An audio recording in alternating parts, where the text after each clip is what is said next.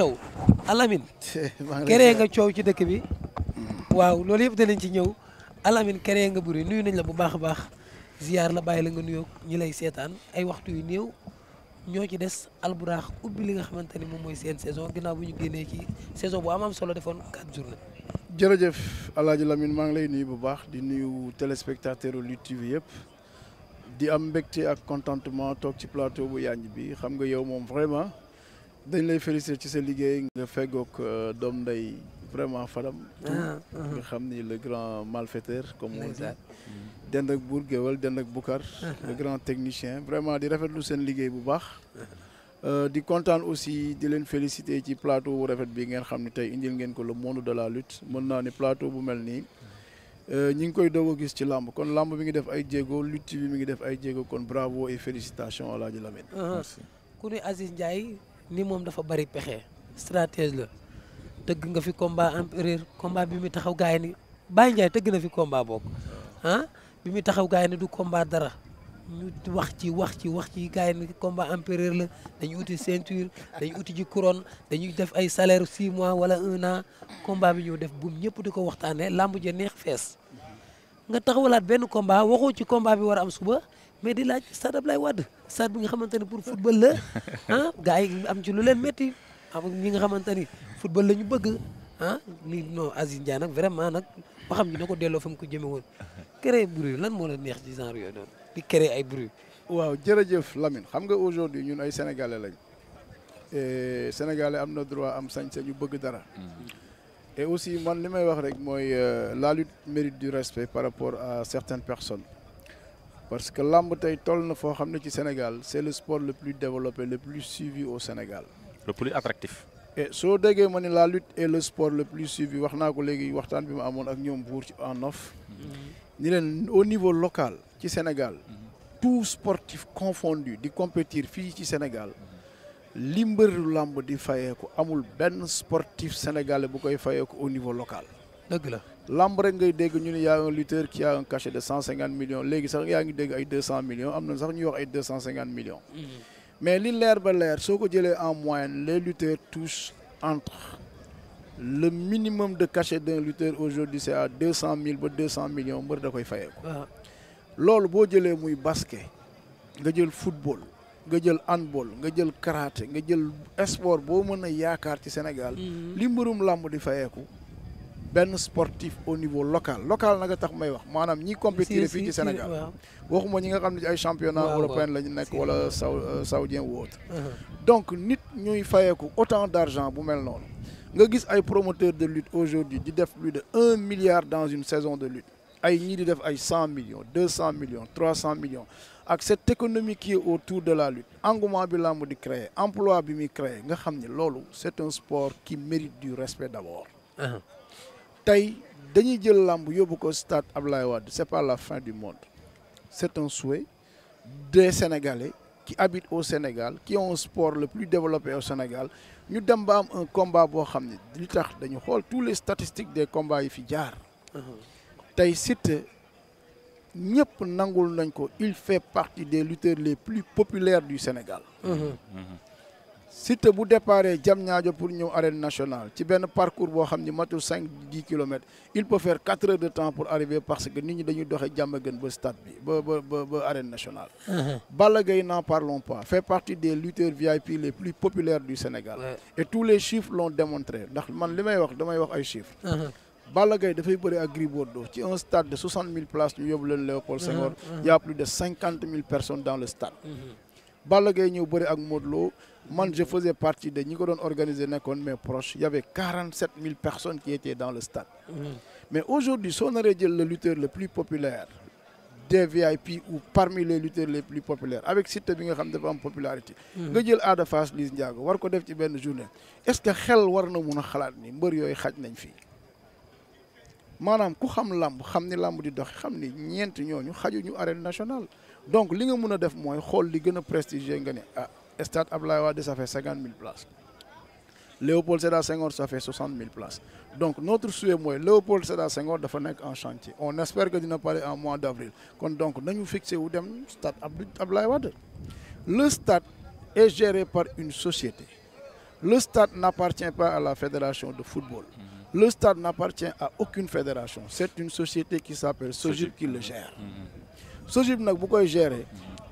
stade bi dafa am cahier de charge am une location boo xam ne ni dañ la koy fixer nga indi une assurance qui pourra assurer le stade en cas de dégâts ou autre. Kon donc le directeur du SOGIP on respecte sa position mais mënoon na xaar ba ñu ñëw ci moom poser que le problème ne ko monsieur le directeur nous on voulait la mise à disposition du stade Abdoulaye Wade pour organiser un combat de lutte su boobaa dinañu wax les critères c'est possible ou c'est impossible. Nous sommes dans un débat contradictoire télé dina fi am ak du fi am dañuy toj vert mais ce qu'on va pas accepter mooy la lutte n'est pas violente. Les amateurs de lutte sont civilisés les amateurs de lutte ne sont pas violents stade boobu premier dégât bi fa am football moo ko fa créé une équipe étrangère ak une équipe locale kon ñooñu bu violence di am mën nañ ko xoolee foofu bañ ko xoolee ci làmb te il faut aussi ñu xam ni làmb mosagoo dégg nit bu dee ci làmb ñaata match de football moo fa am nga dégg fa ay mort ak des dégâts. Tu vois la violence dans les nawetaan, tu vois la violence dans les championnats. Et pourtant, violence, mais chaque fois qu'on parle de la lutte, la lutte dérange certaines personnes. Quand l'âme, on respect. Aujourd'hui, le stade d'Abdoulaye Wade n'est pas plus prestigieux que le Bercy de France. Paris, Paris, la France, stade de Bercy, fait un combat de lutte Baboy avec Bombardier. Donc, il faut nous savoir c'est des acteurs de développement. La lutte crée de l'emploi, la lutte crée des jeunes. Aujourd'hui, autour de ce stade, à minuit, tu vois plus de 400, 300 personnes qui sont là, qui sont en train de travailler. Regarde les jeunes caméramans, les reporters, les chaînes de YouTube. Tout le monde est autour de la lutte. Donc aujourd'hui, on a besoin le minimum de respect. Nous ne sommes pas dans une, par exemple, bras de fer ou dire qu'on va aller au stade d'Abdoulaye Wade. Mais on voulait juste montrer qu'aujourd'hui, notre sport développé à un niveau on doit nous respecter, on doit ouvrir les yeux. Il y a une économie forte autour de la lutte. La lutte est en train de créer des emplois, la lutte est en train de créer des rêves, la lutte est en train de réaliser aussi même des rêves. Donc la lutte mérite du respect. Rien que ça. Mais Aziz, même bu nekkul côté violence bi aussi lamb ku na xam ne dafa am ay réalité tey stade bu mel ni stade Abdoulaye Wade bu ñu fa tëggoon lamb di nga gis gars yi dañuy xëpp ay gàllaaj taal yi parfois toj ay ndaag yooyu noonu est-ce que aussi loolu mënul yàq même bu nekkul violence est-ce que loolu tamit amul lu mën a yàq ci gazon bi. Équipe nationale du Sénégal da doon football stade Léopold Sédar Senghor lamb di fa am stade Léopold Sédar Senghor teewul Sénégal da doon gagné ay match kon affaire bi c'est une organisation il faut ñu xam ni loo gis lu ne organisation stade de Bercy de France n'a été jamais fait pour la lutte te pourtant dañ ko aménagé ba lamb mun fa am donc lépp aménagement la ak waxtaan ñun waxuñu ni dañ fay bëre par la force on n'ose même pas parce que aujourd'hui le stade a été construit par même si c'est du crédit ou dañ ko prêt la ou autre chose ou partenariat la avec d'autres pays. Le stade est payé par nos impôts et bu ñu xeeb suñu ay impôts et taxes yi nga xam ne aujourd'hui moom mooy fay bor bi ñun li ñuy wax rek mooy nañu xam ni nous on ne demande pas de forcer ou de faire quoi que ce soit mais on a vu aussi le directeur de SOGIP la façon dont il a répondu le monde de la lutte c'est trop négatif c'est-à-dire que lamb mérite autant de respect et ñun aussi tey mën nañu wax ni sax c'est à travers la lutte nga xam Sénégal yëpp tey ñu ngi wax ci stade Abdoulaye Wade parce que lamb dafay créer une communication autour de la lutte mais jàpp leen ni vraiment combat bi pour votre information le combat a été régularisé on a signé les contrats au stade et dans les contrats du stade c'est ici à l'arène nationale que ça va se passer. léegi 19 ak 20 lan mooy xew. waaw 19 ak 20 ñun c'est-à-dire que gouverner ou travailler c'est prévoir nous on a dit que on veut stade Abdoulaye Wade. Si on ne peut pas avoir le stade Abdoulaye Wade, on va chercher d'autres choses, une autre alternative. Alternative, c'est essayer de diviser les deux combats en deux, def benn bi samedi, def benn bi dimanche. Mais lolo, au cas où nous n'avons pas, mais si nous avons nous, notre première option, c'est au stade Abdoulaye Wade, au cas contraire, Léopold Sédar Senghor. Si nous avons ñu ñëw ci lu ñu moom. waaw ku amul yaay namp maam loolu moom mooy la réalité mais nous on a le droit de vouloir dañu bëgg en tant qu'un bon Sénégalais mais on force rien du tout te ñu xam ni ñun ñoo ko bokk. ñoo bokk Sénégal. mu mel ni on demande pas l'impossible parce que sax du ma ne Aziz parce que monde lamb moo ko soxla. mais peut-être réponse bi ñu mën a considérer sanglante. réplique non bien sûr parce que. la réponse n'était pas élégante. waaw n'est pas élégant malheureusement dafa mel ni aussi dañu gis ne peut-être gars yi dañu am benn temps contre le monde de la lutte est-ce que loolu amu ci aussi. non xam nga aujourd'hui nit ñoom waruñu amul kenn te gëw ma ko aussi parce que nous aujourd'hui Sénégal la lutte est pratiquée par des jeunes et comme ni ma koy waxee rek aujourd'hui c'est l'ère de la jeunesse yàlla may nañu un président jeune qui a 45 ans 44 ans loolu don de soi la don de Dieu la yàlla moo ñu ko suturaale tey mu may ñu un président d'Assemblée nationale qui est un jeune El Malick Ndiaye nekk jeune ñu am un premier ministre aussi qui est jeune qui est de notre génération c'est l'ère de la jeunesse bërki démb rek yaa ngi gis un film une vidéo de le président Ousmane Sonko le premier ministre bi mu demee ci géej gi avant muy nekk premier ministre di bëre di kaf donc son garde-corps était aujourd'hui le président de la République étant un séeréer bon teint tout le monde xam na ni cosaanu séeréer mooy lamb même Dambodj mënul bañ lamb parce que il n'a pas intérêt mais juste que dafay protéger li ñu ko dénk te li ñu ko dénk aussi non man noonu la moi je suis très positif Dame ne peut pas mënul bañ la lutte parce que day suivre lamb daa ma ñu gën a xam bëri moo ñu gën a xam le monde de la lutte juste que dafay protéger mais mën na xaar ba ñu ñëw ci moom il n'a pas encore reçu de lettre ou de demande dafa dégg rek à travers la presse et c'est normal aussi ah ñun ñu défendre suñu sport te gisuma tam ci Sénégal lan moo tax égalité de chance dafa am fépp c'est-à-dire que y a pas une jeunesse de football ou de autre c'est le Sénégal est indivisible benn communauté la benn dëkk la benn jeunesse la et yaakaar naa ni loolu daal peut-être que on va y discuter après mais y a pas de problème. suba ay surprise yu bari dana am. surprise yi rek mooy lii xam nga tey lamb am 1h du matin nga nekk fi def plateau teg plateau bu yànji bii. ñëpp di seetaan Sénégalais yëpp nekk ci événement suba bi xam nga c'est très normal cela montre que daal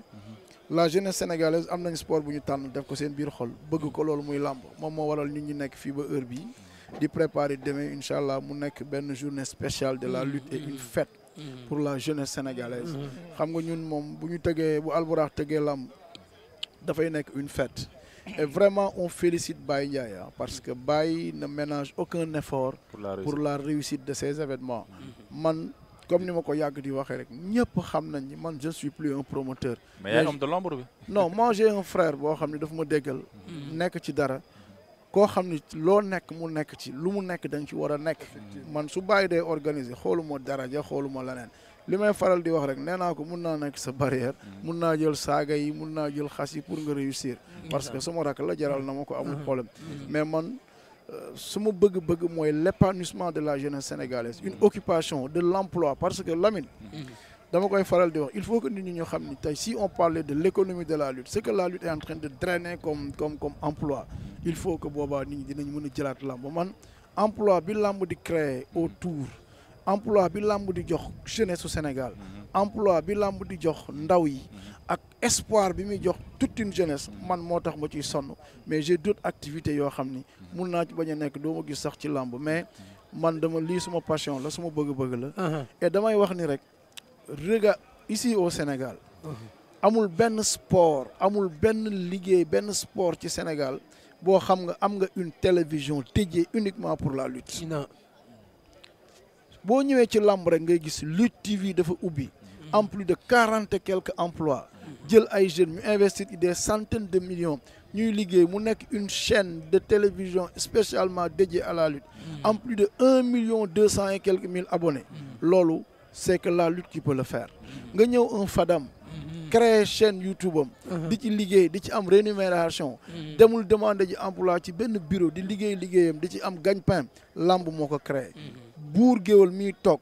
am chaîne YouTube am di ci def ay émissions di ci invité ay marabout jën ay jeunes am ay emploi c'est un chef d'entreprise c'est à travers la lutte nga gis Boucar un séeréer bon teint ñëw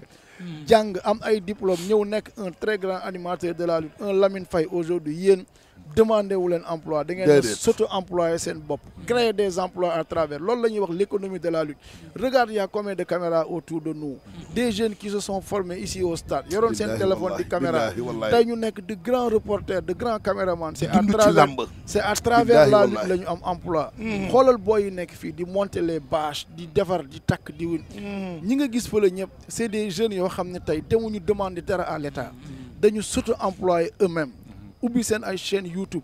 créer ay yor seen ay téléphone ñi ci mën a am njëgu téléphone ba kera ñuy am caméra dañu créer seen emploi bopp demandé wuñ kenn dara di liggéey loolu c'est l'économie de la lutte waxuma sax mbëru lamb yi suba ñëwal fii gis maire yi nga xam ne c'est des mères de famille yor seen ay table di jaay sandwich di jaay ndekki di jaay lu nekk c'est à travers la lutte xoolal ñaata moto suba nga fii gis ñu ñëw jënd ay carburant dans des stations essence ñëw fii ci lamb ji pour seetaan nga xool les imprimeries qui ont travaillé pour confectionner les billets les sérigraphes yi defar ay t-shirt nga gis boulangerie yi jaay ay sarax ay mburu ñiy defar bâche yi les imprimeries c'est-à-dire que la lutte fait bouger tout le monde tey amul benn chaîne de télévision boo demee TFM Lamine Samba et autres ils sont employés que uniquement pour la lutte nga dem ay rajo yoo xam ne ay émissions spécialement dédiées que pour la lutte mon frère il y a une grosse machine il y a une économie derrière la lutte donc la lutte aujourd'hui mérite beaucoup de respect et ñu xam ni le monde de la lutte ils sont dañu auto-employer seen bopp créer des emplois boo demee ay Albourakh y a plus de 40 et quelques personnes qui travaillent on a acheté des voitures des caméras monté beaucoup de choses des régies pour donner de l'espoir et donner de l'emploi à la jeunesse loolu mooy ce qui est derrière nga ñëw ci biir làmb ji des lutteurs yoo xam ne de 200 000 à 100 et quelques millions la ñuy fayeeku tabax ci ay kër jël ay maçon ay entrepreneurs ñu tabaxal leen seen ay kër kon donc il y a une économie derrière la lutte et cette économie on doit l'encadrer et on doit le développer ba nit ñi xam ko vraiment daal et en dehors de ça toutes les grandes entreprises du Sénégal ñi bëgg si am une visibilité bëgg am une grande promotion de leur marque ils viennent dans la lutte pour avoir une visibilité kon lamb tey mérite vraiment d'être soutenu ñu xoolee lamb beneen bët bu dul bët yi ko nit ñi di xoolee nous ne sommes pas violents nous ne sommes pas agressifs nous sommes que des travailleurs vraiment loolu laa amoon daal un plaidoyer mais est-ce que jotul aussi lamb aussi def blocus def benn chaîne boo xamante ni tey dañuy di xàccandoo di dóorandoo parce que souvent dañuy gis benn tiraillement li ñu naan diviser pour mieux régner souvent day am ci lamb est-ce que yaakaaroon te lamb bu ñu defee blocus grand lu ñu bëgg ci réew mi dinañ ko am parce que ni nga waxee sànq lamb mu nañ tey am na place bu prépondérante boo xamante ni tey am na ko ci économie Sénégal. waaw xam nga aujourd'hui la lutte est en train de jouer sa place dans l'économie du Sénégal mais lamb dafa nekk une très grande maison de verre avec beaucoup de fenêtres fu waay neex jaar fu neex waay dugg fu neex waay wax mais buñ demoon ba organiser ko encadrer ko di nga gis ni aujourd'hui la lutte mën na dem ba nekk mooy nekk premier emploi après l'État ça sera la lutte fii amul benn industrie wala benn usine bu fi employer 5 000 ou 10 000 personnes la lutte emploie plus de vingtaines de milliers de personnes des dizaines centaines de milliers de personnes mais ça demande une organisation une orientation cadrer waat la jeunesse bi nga xam ne dañ ko bëgg les supporters amateurs et les lutteurs et les acteurs et l'autre économique qui est derrière muy les télévisions les chaînes youtubeurs et tout un monde derrière ça demande une organisation man loolu rek laa ci wax pour nga xam ni lamb aujourd'hui mérite du respect c'est une machine qui est vraiment mi ngi ci yoonam. mais benn question rek lamb pour Aziz mooy dama gis ne tey jii jafe na ci lamb nga gis promoteur boo xam ne nii sponsor yi yan confiance la ñuy am seen diggante ak moom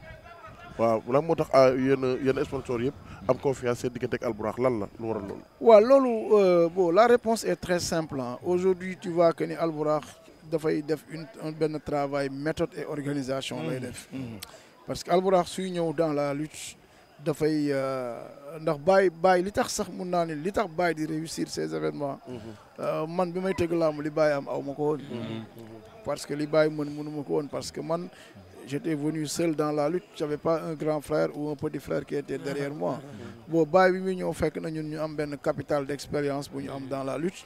moom bi ñuy tëgg làmb ñun daan na ànd ak ñun jële ci ñun expérience jële ci ñun benn vécu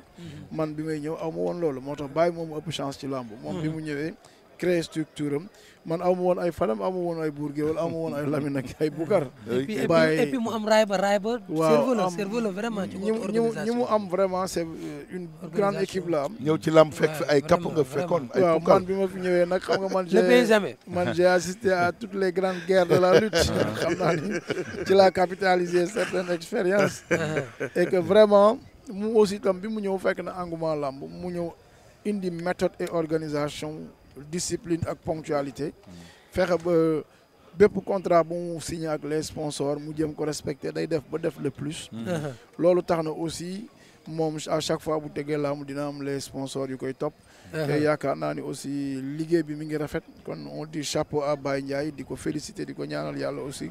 yàlla gën ko may réussite ci li muy def. mais Aziz moo ci gën a am welli baa ngoog. suba da ngay ñëw seetaan si. wala ngay bàyyi ba 16h 17h nga dem def jëli ko lu bàll. baax. ñëw xëpp affaire yi ci Aziz ñam nga welli bi. waaw welli moom bokk na ci li gars yi daan wax naan. welli na ñëw. no welli. na welli. bisimilah rahmaani neex na rek a ciy tegu fan. Aziz suba da ngay jëli bàll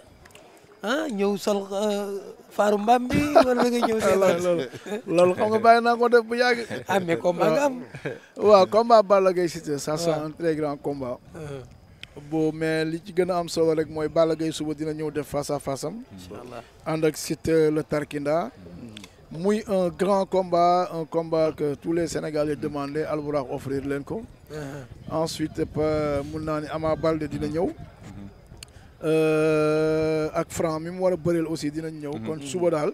mën naa ni ça sera une grande fête. inshallah Albourakh am na ay machines yu mu jënd woon ay machines à feu. yu mu jënd woon en Europe. waaw machines yi suba dinañ ko essayer taal ko. waaw Sénégal yëpp xam ni lamb am nañ matériel. waaw xam ni lamb dina am spectacle.